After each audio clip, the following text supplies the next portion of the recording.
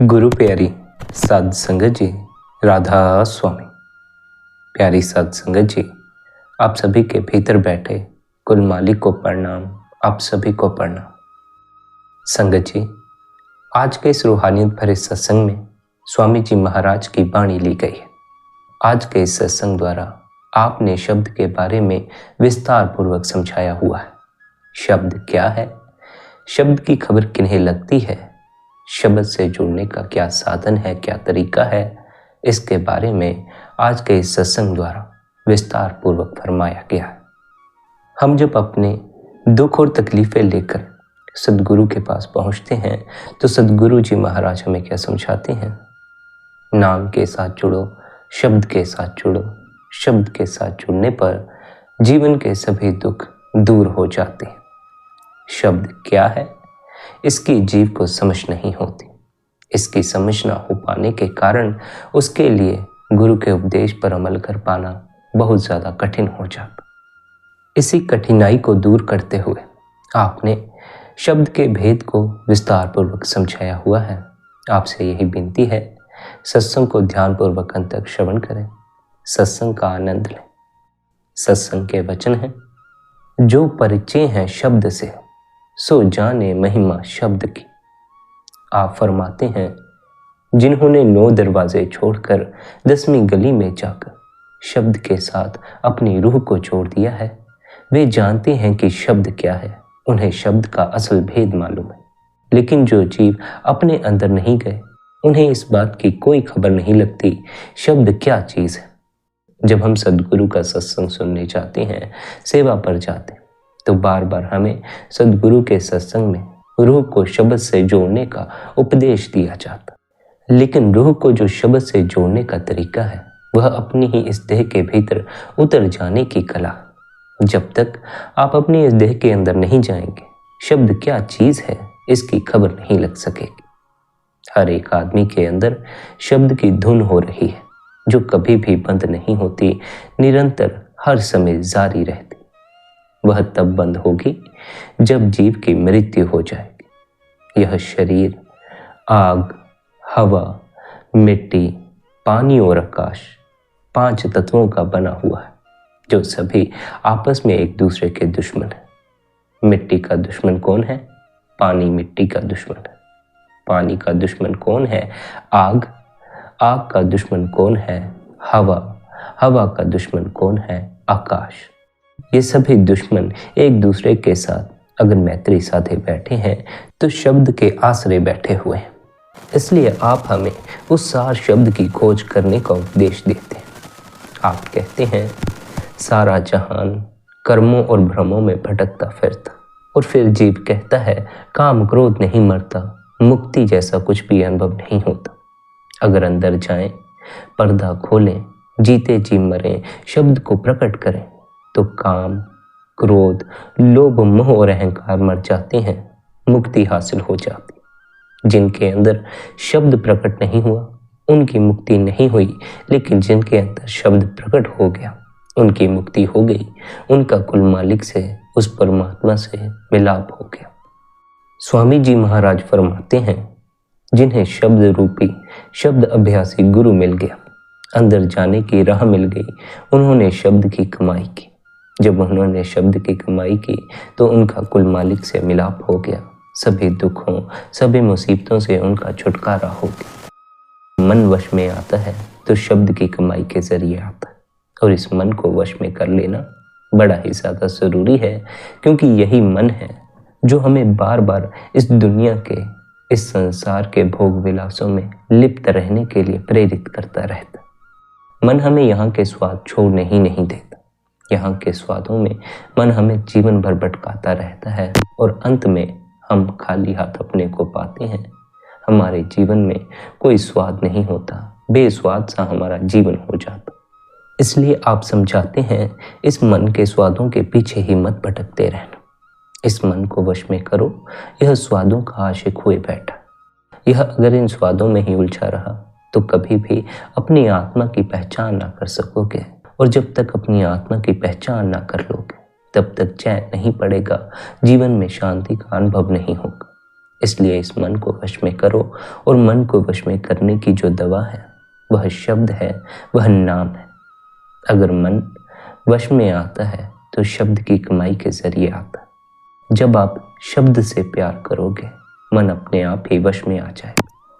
अगर मनुष्य जन्म पाकर कोई शब्द स्वरूपी शब्द अभ्यासी गुरु नहीं मिला, उसने शब्द का भेद नहीं दिया, जीव ने उसकी कमाई नहीं की, तो जैसे कुत्ते बिल्ले पेट भरकर इस संसार से चले जाते हैं, वैसे ही यह भी इस संसार से अपना पेट भरकर चला जाएगा। अपने लिए मकान बनाएगा, अपना पेट पालेगा, लेकिन जीवन में कुछ भी ऐसा अनुभव उसे प्राप्त नहीं होगा जो कि इस संसार से परे हो, या यूं कहो कि परमात्मा का कोई भी अनुभव उसे जीवन में हासिल नहीं हो सकता। इस बात को सदा स्मरण रखें। अगर आपका ध्यान में बैठने को जी नहीं करता, भजन मंडली में बैठने को जी नहीं करता, तो केवल तभी तक नहीं करता जब तक कि आपने अंतस के किसी गहन अनुभव को हासिल नहीं कर लिया, उस प्रभु का कोई अनुभव नहीं मिला, उसकी कोई झलक नहीं मिल गई। जिस दिन उस प्रियतम परमात्मा की झलक मिल जाती है, उसके बाद पूरा का पूरा जीवन ही बदल जाता। जो जीव कल तक इस संसार में बाहर ही बाहर भटकता फिर रहा था, उस जीव का जीवन पूरी तरह रूपांतरित हो जाता है। वह भीतर अपनी इस देह के भीतर खोज करना शुरू कर देता, और वह खोज उसे धीरे धीरे अपनी ही देह के भीतर छिपे परमात्मा के करीब ले जाती।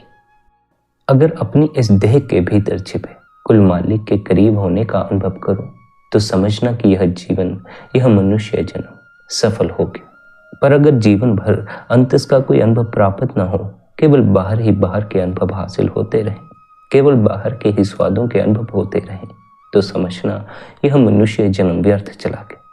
एक दुर्लभ अवसर जो हाथ में आया था, जिसके जरिए कि हम मुक्त हो सकते थे, वह अवसर हमारे हाथ से चला जाएगा। और अक्सर ऐसा ही होता है कि यह दुर्लभ अवसर हाथ से निकल जाता है और आदमी फिर पीछे पछताता रह जाता। इसलिए इस महत्वपूर्ण अवसर का लाभ उठाओ, किसी पूर्ण गुरु की शरण में जाओ, शब्द अभ्यासी गुरु की शरण में जाओ, उनसे शब्द का भेद लो, शब्द की कमाई करो, अपने भीतर उतर जाओ। और ऐसा बिल्कुल भी नहीं है कि यह शब्द, यह नाम कुछ बिरले जीवों के भीतर ही मौजूद है। यह शब्द हर एक जीव के भीतर मौजूद है। शब्द तो हिंदुओं, मुसलमानों, ईसाइयों सभी के अंदर धुनकारे दे रहा है। जो उसके साथ रूह को नहीं जोड़ता, वह बहरा आया और बहरा ही चला गया। उसे कभी भी भीतर गूंजते शब्द की खबर नहीं लगती। अगर जीव अकेला होकर बैठ जाए, अंदर तवज्जो दे, संसार के शोर शराबे को भूल जाए, और न केवल बाहर के शोर शराबे को, बल्कि भीतर मन में बसे शोर शराबे को भी भूल जाए, तो वह शब्द जो भीतर धुनकार दे रहा है, वह सुनाई पड़ना शुरू हो जाता। लेकिन बाहर और भीतर पूरी तरह चुप होने की आवश्यकता। बाहर जुबान से बोलना तो बंद कर ही दोगे, लेकिन भीतर मन का बोलना भी बंद कर लेना है, मन की बातचीत भी बंद कर लेनी। भीतर गूंजते उस शब्द से जब अपनी लिव जोड़ोगे, तो उस शब्द से जुड़कर सच्चे परमेश्वर, सच्चे रब का दीदार हो जाता। वह सच्चा रब, सच्चा परमेश्वर खुद खुदा आपके भीतर बैठा हुआ। अगर सच्चा प्यार करना है तो उसके साथ करो। अब यहाँ स्वामी जी महाराज यह समझाते हैं कि वह परमात्मा कब मिलता है। इसका जवाब देते हुए आप फरमाते हैं, जब हम गुरुमुख बनते हैं। गुरुमुख हम कब बनते हैं? जब हम स्थूल, सूक्ष्म, कारण तीनों पर्दे पार कर जाते हैं। हमारा रूह रूपी तोता इन तीनों पिंजरों में कैद हुए बैठा। जब ख्याल दोनों आंखों तक आ गया, स्थूल पर्दा उतर गया। रूह अमरे रब्बी है, आत्मा परमात्मा की अंश है, उस सतनाम समुद्र की बूंद है। इस बूंद को उसी में समा जाना। यह रूह, यह आत्मा कोई छोटी चीज नहीं, लेकिन मन इंद्रियों से घिरकर इसकी मिट्टी पलीद हो रही है। परमात्मा की अंश इस आत्मा की मिट्टी पलीद न हो, इसलिए स्वामी जी महाराज हमें गुरुमुखों के उपदेश पर चलने के लिए फरमाते हैं। गुरुमुख बनने का उपदेश फरमाते हैं। गुरुमुखों की तारीफ करते हुए आप कहते हैं, गुरुमुखों का जन्म सार्थक है। जिस पर फिर यह सवाल पैदा होता है कि गुरुमुखों के अंदर ऐसी कौन सी खासियत है, क्या बढ़ियाई है कि उनका जन्म सार्थक है, उनकी आप इतनी महिमा करते। जिसका जवाब देते हुए गुरु साहिब कहते हैं, उनके अंदर गुरु वाणी प्रत्यक्ष। वह वाणी यूं तो सबके अंदर है, मगर गुरुमुखों के अंदर प्रकट हो चुकी है। उन्होंने कमाई करके पर्दा खोल लिया, अंदर नाम की लज्जत आ गई, आत्मा परमात्मा में मिल गई, रूह का रब के साथ मिलाप हो गया। वे सहज समाधि सचखंड मकाम हक में पहुंच गए, यानी अपने असल घर की उन्होंने पहचान कर ली। हम सभी को हमारे सद्गुरु असल घर की पहचान करने का उपदेश देते, लेकिन हमें अपने आप से पूछना चाहिए कि हमें अपने असल घर की पहचान हो गई है? क्या हमने इस संसार के परे जो हमारा असल घर, जो कि सद्गुरु हमें समझाते हैं सचखंड है, हमें उसकी पहचान हो गई है? और अगर हमें लगे कि अभी नहीं कर पाए, तब फिर हमें देर ना करके अपने सद्गुरु द्वारा दिए उपदेश पर अमल करना शुरू कर देना चाहिए। उन्होंने सचखंड तक पहुंचने की जो विधि समझाई है, उस विधि पर अमल करना शुरू कर देना चाहिए। अंत भला तो सब भला, और अंत तभी भला होता है जब रूह अपने असल घर सचखंड को लौट जाती। तब अंत भला नहीं होता जब रूह लौटकर इस संसार में ही आ जाती है, मन माया की नगरी में आ जाती। इस मन माया की नगरी में बहुत सारे दुख और कष्ट। इन दुखों और कष्टों में जीव इस कदर अपने को बेसहारा पाता है कि जीवन भर किसी न किसी सहारे की ताक में बैठा रहता। पूरा जीवन हम दूसरों के सहारों पर निर्भर करते, लेकिन कोई भी सहारा सदा के लिए हमारे साथ कायम नहीं रहता। देर सवेर सभी सहारे छूटते चले जाते। इसलिए सद्गुरु हमें उस परमपिता परमात्मा का सहारा लेने का उपदेश देते हैं। वे हमें समझाते हैं, दुनिया के सब सहारे भी छूट जाएं, तब भी उस परमात्मा का सहारा नहीं छूटता। सब लोग आपका साथ छोड़ जाएं, तब भी वह परमात्मा आपका साथ नहीं छोड़ेगा। वह तो सदा ही हमारा साथ निभाने को तैयार रहता है, लेकिन अगर कमी है तो हम में है। हम किसी और के महबूब हुए बैठे। जीव उन सहारों में उलझे बैठा है जिनके होते हुए भी वह अपने को बेसहारा पाता, लेकिन कभी भी उस सहारे की तरफ, उस साथी की तरफ नजर नहीं करता जो सदा से साथ निभाता आया है और आगे भी सदा साथ निभाता रहेगा। अभी जो लोग, अभी जो मित्र, जो रिश्तेदार मिले हैं, ये तो केवल इसी जन्म में साथ निभा सकते, लेकिन वह परमपिता परमात्मा अनेकों जन्मों से हमारा साथ निभाता आया है और आगे भी जितने जन्म हम लेंगे उन जन्मों में भी हमारा साथ निभाता रहेगा। और शायद उसकी इसी भलाई के कारण, उसके इसी प्रेम के कारण हमने उसकी तरफ ध्यान देना बंद कर दिया। मनुष्य ऐसा है कि यदि उसे कोई प्रेम करने वाला मिल जाए, उसका ख्याल रखने वाला मिल जाए, तो वह उसकी कदर नहीं करता, उसकी तरफ ध्यान नहीं देता। जो उसकी तरफ देखते भी नहीं, जो उसकी कदर नहीं करता, उनकी नजरों में अपने को बेहतर बनाने में लगा रहता। बस इसी दौड़ में अपने बिछड़ जाते हैं और बेगाने मिल नहीं पाते। फिर जीव अकेला का अकेला रह जाता है, बेसहारा हो जाता। और यह बात भी ख्याल रखना, इस संसार में चाहे अकेले ना होने के लाखों उपाय करते रहो, फिर भी अपने को अकेले होने से बचा नहीं पाओगे। कितने ही सहारे खोजते रहो, कोई भी सहारा सदा के लिए कायम नहीं रहने वाला। इसलिए असल सहारे की खोज करो, उस परमात्मा के सहारे की खोज करो। उस परमात्मा तक पहुंचने के लिए शब्द के भेद को समझो। शब्द की कमाई करो, कमाई नहीं करोगे तो कुछ भी जीवन में हासिल नहीं होगा। बार बार सद्गुरु हमें अपने सत्संग द्वारा उपदेश करते हैं कि अगर इस मार्ग पर सबसे ज्यादा किसी चीज की आवश्यकता है तो कमाई करने की आवश्यकता। बहुत से साधक हैं जो कमाई करने में हिचक करते हैं। कुछ आलस के कारण कुछ से बंदगी में बैठा नहीं जाता। कईयों के पास घर परिवार के कई बहाने होते हैं, बस बहानों में ही समय निकलता चला जाता है और बंदगी करने के लिए हम कभी भी बैठ नहीं पाते। कमाई करोगे तो अपने भीतर के अनुभव प्राप्त कर सकोगे।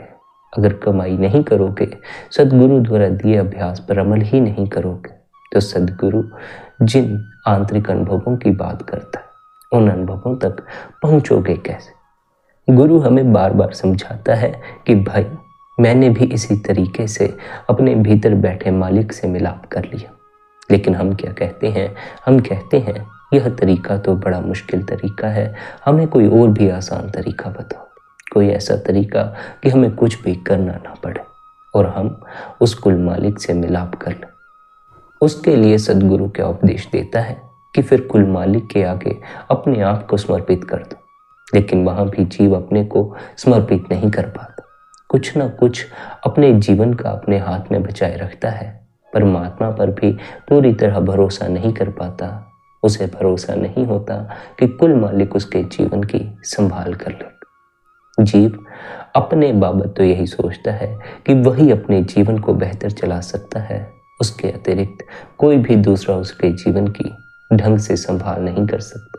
यहाँ तक कि उसे परमात्मा पर, सद्गुरु पर भी भरोसा नहीं होता और इसी भरोसे की कमी के कारण वह परमात्मा के आगे अपने को पूरी तरह समर्पित नहीं कर पाता। सद्गुरु के इस उपदेश को सुनने के बाद जीव अपने को और भी ज्यादा असहाय पाता है और कहता है कि यह तो और भी ज्यादा मुश्किल काम है, यह तो बिल्कुल नहीं हो सकेगा। अपने जीवन की मालकियत किसी और के हाथों में सौंप देना, यह हम नहीं कर सकते। इससे भी अगर कोई आसान मार्ग हो तो हमें उसके बारे में बताइए। और तब सद्गुरु उन्हें फिर कहता है, फिर तो तुम्हें भजन बंदगी ही करनी पड़ेगी। अपने भीतर उतरने के लिए निरंतर ध्यान में बैठना पड़ेगा, कुछ घड़ियां प्रभु की याद में बितानी होंगी। निरंतर भजन सिमरन करने से धीरे धीरे मन मरता चला जाता। उस मन के मरने से ही हमारे भीतर का अहंकार झुकता है और अहंकार के झुकते ही हम समर्पण करने को राजी हो जाते, अर्थात हम उस कुल मालिक के हाथों में अपने जीवन को सौंप देते हैं। फिर उसकी जैसी मर्जी हो हम उसकी मर्जी के अनुसार चलते हैं, हम अपनी मर्जी चलाना बंद कर देते। साधारणतः जीव अपनी मर्जी से जीता, अपनी मर्जी से जीता है। इतना ही नहीं बल्कि उस कुल मालिक पर भी अपनी मर्जी थोपता है कि मेरी इन इच्छाओं को पूरा करो, इन वासनाओं को पूरा करो। जब कभी हम सत्संग सुनने जाते हैं तो क्या सद्गुरु हमें वहां यह उपदेश देते हैं कि हमने अपनी मर्जी कुल मालिक पर थोपनी है? नहीं, कभी भी सद्गुरु हमें यह उपदेश नहीं देते। वे हमें समझाते हैं कि हमें उस कुल मालिक की रजा में, उसकी मौज में रहना है। हमें अपनी मर्जी बीच में नहीं लानी, हमें उस कुल मालिक की मर्जी को पूरा होने देना। लेकिन उसकी मर्जी को पूरा होने देना, उसकी रजा में रहना इतनी आसान बात नहीं है। उसके लिए क्या चाहिए? उसके लिए हमें सबसे पहले तो इस बात की आवश्यकता है, हमें उस परमात्मा की कोई झलक मिली हो, उसके होने का कोई अनुभव मिला। जब तक हमें उसके होने का कोई अनुभव प्राप्त नहीं होगा तब तक हम अपने को उसके हाथों में छोड़ने के लिए तैयार भी नहीं होंगे। उस परमात्मा के अनुभव तक पहुंचने के लिए, उसकी एक झलक हासिल करने के लिए हमें सद्गुरु द्वारा दिए अभ्यास पर निरंतर अमल करना चाहिए, निरंतर भजन सिमरन में बैठना चाहिए, निरंतर ध्यान में बैठना चाहिए। निरंतर भजन बंदगी करोगे तो उससे मन का शोर भी कम होता जाएगा और भीतर एकाग्रता कायम होती जाएगी। जब मन का शोर कम होगा तो भीतर कायम हुई एकाग्रता के द्वारा जो शब्द निरंतर भीतर गूंज रहा है वह सुनाई पड़ना शुरू हो जाता। पहले पहले वह धीमी आवाज में सुनाई पड़ता है, लेकिन निरंतर शब्द में अपनी लिव को जोड़ने से उसकी धुन हमें साफ और स्पष्ट सुनाई पड़ना शुरू हो जाती। शब्द की धुन सुनाई पड़ने लग जाए तो समझ लेना उस कुल मालिक ने सर पर कृपा का हाथ रख दिया। अब इस संसार में बार बार लौट कर आने की आवश्यकता नहीं, यहाँ के दुखों और कष्टों में उलझने की कोई आवश्यकता नहीं। जिन्हें शब्द का भेद नहीं मिला या अगर मिला भी मगर उन्होंने कमाई नहीं की, वे बार बार दुनिया में आते हैं, रोते और चिल्लाते। उनकी भूख कभी भी दूर नहीं होती। वे दुनिया में ही आए और दुनिया में ही मर गए। मोरी के कीड़े मोरी में ही पैदा हुए और मोरी में ही मर गए। वे तपते आए और तपते हुए यहां से चले गए।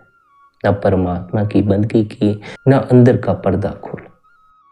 आप कहते हैं, ऐ प्यारे, इस संसार में दुख ही दुख उठाएगा, चाहे कितनी बार यहां लौट कर आ जा, यहां सुख हासिल नहीं होने वाला।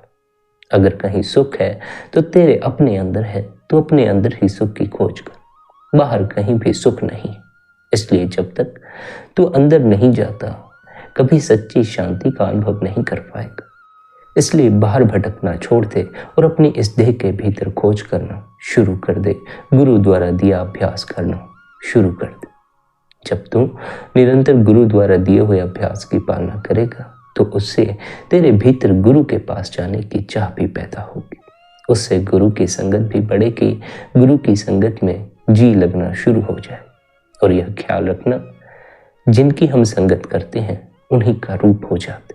अगर हम बदमाशों के साथ दोस्ती करते हैं तो हम भी बदमाशों की तरह बदमाशियां करनी शुरू कर देते। नेक पुरुषों के साथ यदि हम अपना संबंध बनाते हैं तो हमारे भीतर भी नेकी करने का ख्याल पैदा होता। इसी तरह जब हम किसी पूर्ण गुरु के साथ अपना संबंध बना लेते तो उसके साथ रहते रहते, उसकी संगत करते करते हमारे भीतर भी उसके गुण प्रवेश कर जाते हैं। उसकी तरह उस कुल मालिक से मिलाप करने की तड़प पैदा हो जाती। इसलिए सभी संत महात्माओं ने पूर्ण गुरु के सत्संग में जाने का खास उपदेश दिया। केवल गुरु की मौजूदगी भी आपके भीतर पूर्ण रूपांतरण ला देती है। इसलिए अगर कभी भी आपको अपने सद्गुरु के निकट जाने का, उनकी मौजूदगी में बैठकर भजन बंदगी करने का, सत्संग सुनने का मौका मिले तो उस मौके को गवा मत देना। उस मौके का लाभ उठाना। वे कुछ दिन संसार की सभी बातें भूलकर, अपनी सभी परेशानियां भूलकर गुरु की मौजूदगी में बैठकर भजन सिमरन कर लेना, ध्यान कर लेना। जिस गुरु से आपको दीक्षा मिली है, जिनसे नामदान मिला है, या फिर कोई अन्य गुरु जिसने अपने भीतर उस परमात्मा को प्रकट कर लिया, अगर आप उनकी मौजूदगी में बैठकर ध्यान करते हैं, अपनी आत्मा की खोज अपनी इस देह के भीतर करते हैं तो उसमें आपको दुगना लाभ होता। आप दुगनी तेजी से भीतर की तरफ सरकते हैं, अपने आत्मा के निकट पहुंचते। इसलिए गुरु का हमारे जीवन में बड़ा ही खास महत्व है। सद्गुरु का और हमारा संबंध इतना आंतरिक है कि हमें इस संबंध की खबर ही नहीं लग पाती। हम अपने सद्गुरु से जुड़े हुए हैं, इसका हमें अनुभव नहीं हो पाता। जब कोई साधक गुरु का शिष्य अपने भीतर उतरना शुरू करता है तो धीरे धीरे उसे इस बात का अनुभव होना शुरू हो जाता है कि जब से गुरु ने उसका हाथ थामा है, उसे नामदान दिया है, तभी से गुरु उसकी संभाल किए हुए है। तभी से गुरु उसे परमात्मा के निकट पहुंचाने की हर तैयारी कर रहा है, हर कोशिश में लगा हुआ है। हो सकता है हम अपनी तरफ से पूरी कोशिश न करें, हम अपनी तरफ से भजन बंदगी में कमी रखें, लेकिन सद्गुरु की तरफ से किसी तरह की कोई कमी नहीं होती। सद्गुरु और परमात्मा हमें सदा ही परम आनंद बख्शने को तैयार होते हैं, लेकिन हमें कुछ कमियां होती। सद्गुरु देखता है कि अभी हम उस कदर तैयार नहीं हुए हैं, इस मार्ग पर अभी हमें बहुत सी चीज़ों का सामना करने की आवश्यकता है, कड़ी मेहनत करने की आवश्यकता है। तब कहीं जाकर हम नाम के असल खजाने के हकदार बनते। बिना मेहनत के तो कहीं भी कुछ नहीं मिलता।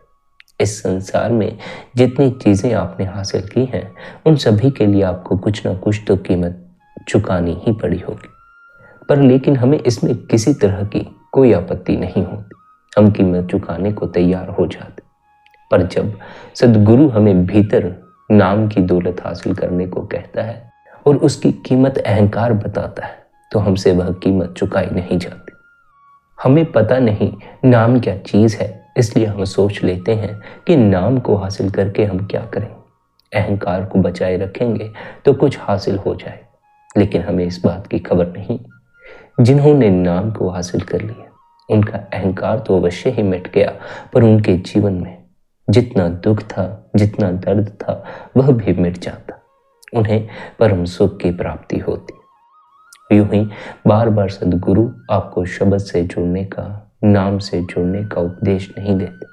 अगर शब्द से जुड़कर सुख की प्राप्ति नहीं होती तो सद्गुरु आपको बार बार एक ही उपदेश क्यों देते? एक ही उपदेश को बार बार दोहराने का यही कारण है कि जीव एक बार में उपदेश को सुनता नहीं है, अनेक बार उपदेश को दोहराया जाता है और उस अनेक बार दोहराने में एक आध बार कभी न कभी जीव को असल उपदेश की समझ लग जाती है। उसे समझ लग जाती है कि जब तक वह भजन बंदगी में नहीं बैठेगा, कमाई नहीं करेगा, उसे कुछ भी हासिल नहीं होगा। उसी होश आने में वह भजन बंदगी करने के लिए तैयार होता है और निरंतर फिर गुरु द्वारा दिए अभ्यास को समय देना शुरू कर देता। निरंतर बंदगी के लिए समय निकालो, आधा घंटा, पौना घंटा, 1 घंटा। बीज गुरु ने बो दिया है, अब उसे निरंतर सिमरन का पानी देना। लेकिन यह बात ख्याल रखना, इस जल्दबाजी में मत पड़ जाना कि बीज जरा सा पानी लगने पर ही वृक्ष बन जाए। बीज कभी भी एक ही क्षण में वृक्ष नहीं बन जाता, काफी लंबा समय उसे वृक्ष बनने में लग जाता। और अगर हम उसे बार बार पानी भी डालते रहें तो उस बार बार पानी देने से भी वह जल्दी बड़ा नहीं हो जाएगा, वह अपने समय पर ही वृक्ष का रूप धारण करेगा। इसी तरह सद्गुरु ने हमारे हृदय में नाम का बीज बो दिया, हमें उसे निरंतर सिमरन का पानी देना है। लेकिन इस जल्दबाजी में नहीं पड़ना है कि अभी हमने पानी लगाया और अभी के अभी बीज फूटकर वृक्ष में परिवर्तित हो जाए। समय दो, इंतजार करो। जैसे जमीन में बोए बीज के फसल बनने का इंतजार करते हो, वैसे ही हृदय में बोए नाम के बीज की फसल उगने का इंतजार करो। जब तक फसल नहीं उगती तब तक अपनी तरफ से बीज की संभाल करो। अपनी कमाई के ढिंढोरे मत पीटो, दूसरों के साथ लड़ाई झगड़े मत करो। निरंतर ध्यान के लिए समय दो, निरंतर बीज को पानी लगाओ, अर्थात निरंतर सिमरन करते रहो। यहां सिमरन से जुड़ी इन महत्वपूर्ण बातों को भी अवश्य समझ लें। संतों का सिमरन केवल जीवा से किसी नाम का जाप नहीं है, यह मन के द्वारा किया जाता। सिमरन करने के लिए किसी प्रकार के बाहरी साधन की कोई जरूरत नहीं। जैसे कि कुछ लोग सिमरन के लिए माला का इस्तेमाल करते। मन सिमरन में इतना लीन हो जाना चाहिए कि दुनिया के कामकाज करते हुए भी अभ्यासी का सिमरन चालू रहे। सिमरन के द्वारा आत्मा आंखों के केंद्र पर आती है, अंदर के वज्र कपाट खुल जाते हैं और आंतरिक मंडलों का मार्ग सरलता पूर्वक तय हो जाता। सिमरन के द्वारा मनुष्य परमात्मा में समा जाता है। सिमरन के विषय में अपने एक शब्द में आप कहते हैं, सिमरन से अभ्यासी मुक्ति प्राप्त करता है तथा फिर संसार में दोबारा लौट कर नहीं आता। वह निर्भय पद में पहुंचकर अनहद शब्द की धुन को सुनता। मनुष्य को चाहिए कि वह मन को भी सिमरन में शामिल करे, क्योंकि इसके बिना मुक्ति हासिल नहीं होती। जब अभ्यासी अंदर के मंडलों में ऊपर की ओर प्रगति करता है, तब कई बार काल की शक्तियां उसको डराने, प्रलोभन देने और गुमराह करने की कोशिश करती, परंतु सिमरन के समय ये शक्तियां ठहर नहीं सकती। जैसे ही अभ्यासी गुरु के दिए हुए नाम का सिमरन करता है, ये शक्तियां दूर भाग जाती। सद्गुरु जिस नाम के सिमरन की बख्शीश करते हैं, उसमें गुरु की अपनी अपार शक्ति शामिल होती। यह नाम अभ्यासी की अंतर में हर संकट में रक्षा करता। यमराज और यमदूतों तक का साहस नहीं कि इस सिमरन के आगे ठहर सके। सभी द्वीप और खंड इसी के सहारे टिके हुए हैं और यह सारे ब्रह्मांड में गूंज रहा। परंतु यह सिमरन और इसकी विधि केवल पूरे गुरु से ही मिल सकती। कुल पुरोहितों, पंडितों, सन्यासियों और वेशधारियों द्वारा दिए गए सिमरन का ना तो कोई रूहानी महत्व होता है और ना ही कोई आंतरिक लाभ होता। संतों द्वारा सिमरन के लिए दिए जाने वाले नाम पुस्तकों में लिखे जरूर मिल सकते हैं, परंतु इनके पीछे वह रूहानी शक्ति नहीं होती जो पूरे गुरु के दिए नाम में होती। इसलिए सभी संत हमें पूर्ण गुरु की शरण में जाकर उन्हीं से नाम लेने का, जीवित सद्गुरु से ही नाम लेने का उपदेश देते। जब हम निरंतर गुरु द्वारा दिए सिमरन का अभ्यास करते हैं, फिर सिमरन के द्वारा मन शरीर में से सिमटकर आंखों के केंद्र पर आता है, तो वह अपने स्वभाव के कारण वापिस नीचे की ओर गिरने लगता, क्योंकि इस केंद्र पर उसे कोई ऐसा आधार नहीं मिलता जिसके सहारे वह यहाँ ठहर सके। मन को अंदर ठहराने के लिए संत ध्यान का साधन बताते। सिमरन के समान ध्यान भी मन का स्वभाव है, और यदि सिमरन मन को 9 द्वारों से हटाकर ऊपर लाता है, तो ध्यान मन को संसार की ओर जाने से रोककर अंदर टिकाता। जन्म जन्मांतरों से मन को संसार के पदार्थों और इसकी शक्लों का ध्यान करने की आदत पड़ी हुई है। संत कहते हैं कि जहाँ मन का ध्यान और प्यार होगा वहीं जाकर जीव को दोबारा जन्म लेना पड़ेगा। इसीलिए संसार का प्यार बार बार संसार में जन्म लेने का कारण बन जाता। ध्यान चाहे किसी देवता की मूर्ति का हो या किसी महात्मा के चित्र का हो, वह जड़ का ही ध्यान है जो जीव को जड़ जगत के बंधनों से छुड़ा नहीं सकता। पेड़, सर्प, पक्षी और जानवरों का ध्यान आत्मा को इन्हीं के स्तर पर ले जाता। ये जीव तत्वों के हिसाब से 1, 2, 3 या 4 तत्वों वाले हैं और सृष्टि में मनुष्य के दर्जे से कहीं नीचे। मनुष्य 5 तत्व का बना हुआ है और सृष्टि का सिरमौर है। 1, 2, 3 या 4 तत्वों के प्राणियों के ध्यान से मनुष्य इनके साथ लगाव अथवा मोह पैदा करके नीचे गिरता चला जाता। इसलिए आप हमें क्या समझाते हैं? यह अनमोल मनुष्य जन्म पाकर साधक को चाहिए कि वह ऐसा ध्यान धरे कि उसे दोबारा जन्म लेकर किसी प्रकार का ध्यान न करना पड़े। अब ऐसा ध्यान कौन सा है, इसके बारे में आप समझाते। मनुष्य ने परमात्मा को तो देखा नहीं, जिस कारण वह उसका ध्यान नहीं कर सकता। लेकिन पूरे संत सद्गुरु जो होते हैं वे परमात्मा में समाकर परमात्मा का ही रूप हो चुके होते। इसलिए अगर हम सद्गुरु के स्वरूप का ध्यान करते हैं तो हम धीरे धीरे उनका ध्यान करते करते परमात्मा के ध्यान में लीन होना शुरू हो जाते। लेकिन हमें सदा यह बात ख्याल रखनी चाहिए, हमें गुरु की देह से नहीं चिपक जाना चाहिए। हमें देह के परे के अनुभव की खोज करनी है, अर्थात अपनी आत्मा की खोज करनी। आत्मा की खोज के लिए भीतर शब्द स्वरूपी गुरु बैठा है, उससे मिलाप करना। उससे मिलाप के लिए हमें देहधारी गुरु द्वारा दिए हुए अभ्यास की पालना करनी है, उनके द्वारा दिए हुए नाम का जाप करना। इसलिए संगत जी, अंत में आपसे यही विनती है कि आप निरंतर भजन बंदगी में बैठें, निरंतर कुछ समय ध्यान के लिए अवश्य ही निकालें। इसी विनती के साथ आज के इस सत्संग को यहाँ पर विश्राम देते हैं। इतने प्रेम और प्यार से आपने सत्संग को सुना, उसके लिए आप सभी का धन्यवाद। आपके भीतर बैठे कुल मालिक को प्रणाम, आप सभी को प्रणाम। राधा स्वामी जी।